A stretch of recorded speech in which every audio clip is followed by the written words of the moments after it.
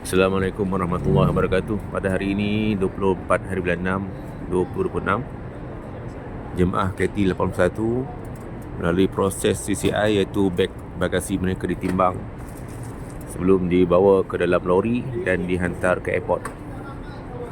InsyaAllah kami akan berangkat pulang ke tanah air pada 26 hari bulan hari Jumaat selepas pukul 6.30 pagi dan dijangka sampai Malaysia pada pukul 8.35 malam waktu Malaysia.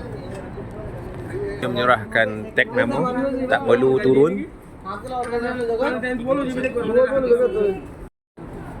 Mal, dah boleh arahkan jemaah angkatan. Okay. 25 kilo. Satu beg.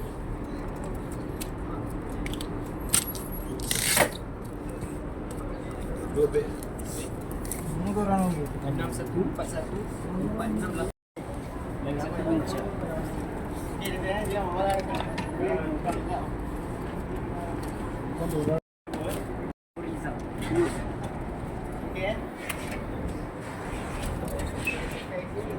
19,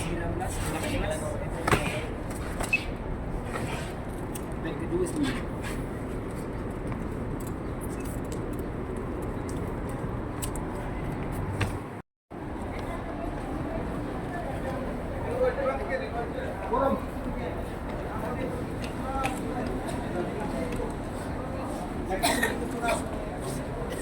Satu 6.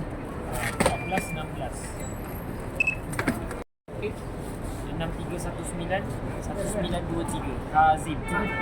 Satu beg, satu wheelchair. Okay.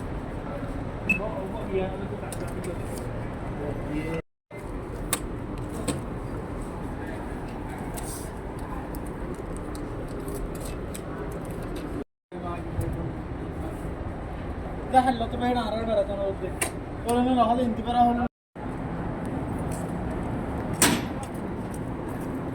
Beg jemaah dimasukkan ke dalam lori.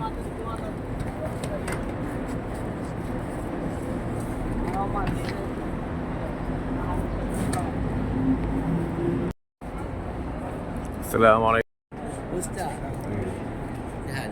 Alhamdulillah sihat. Ni kawan baik saya. Alhamdulillah. Masa sama-sama bertugas dengan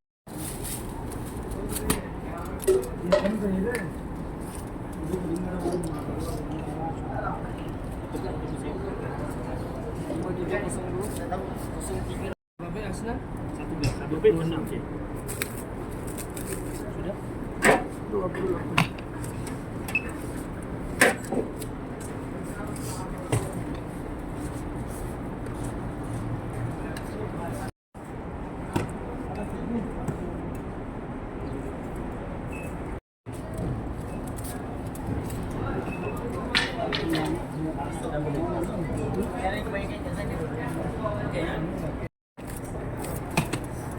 Okey.